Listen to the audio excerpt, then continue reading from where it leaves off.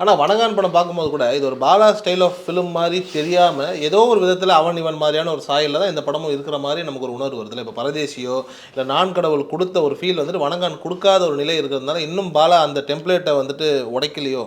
இல்லை, அதாவது அவங்க தனக்கு, அதாவது ஒருத்தருடைய கையெழுத்து எப்படி இருக்கும் அப்படின்னு ஒன்று இருக்கல, அது மாறாதில்ல. அவர் எத்தனை முறை கையெழுத்து போட்டாலும் எத்தனை வயதில் போட்டாலும் அவர் கையெழுத்துங்கிறது ஒரு ஒரு வடிவம்.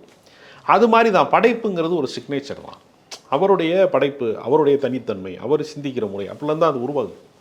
இப்போ வணங்கான் வந்து எனக்கெல்லாம் பார்க்கும்போது அவருடைய பழைய திரைப்படங்களினுடைய சாயல் அப்படியே இருக்குது, மாறலை. அது ஒன்றும் எந்த விதத்துலேயும் மாறலை. ஆனால் அவர் கொடுக்குறது இன்றைக்கி இருக்க ஆடியன்ஸுக்கு பிடிக்குதா பிடிக்கலையா அப்படிங்கிறதான் கேள்வி.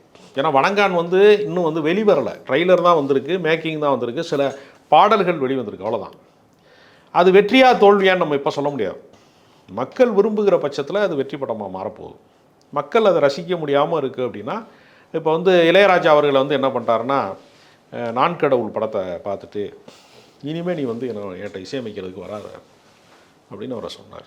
ஏன்னா அவரால் அந்த வன்முறையை தாங்க முடியலை. இவ்வளவு ஸ்க்ரீனில் வந்து இவ்வளவு வன்முறை இருக்கிறது என்னால் ஏற்றுக்கொள்ள முடியலை அப்படின்னு இளையராஜா வந்து சொல்கிறார். அப்போ மென் உணர்வு சார்ந்தவர்களுக்கு, பெண்களுக்கு, குழந்தைகளுக்கு, இளையராஜா மாதிரியான உணர்வு சார்ந்தவர்களுக்கு அவர் திரைப்படம் ஏற்படுத்துகிற அதிர்வுங்கிறது ரொம்ப பெருசாக இருக்குது. அதனால் அவங்க அதை தவிர்க்க விரும்புகிறாங்க.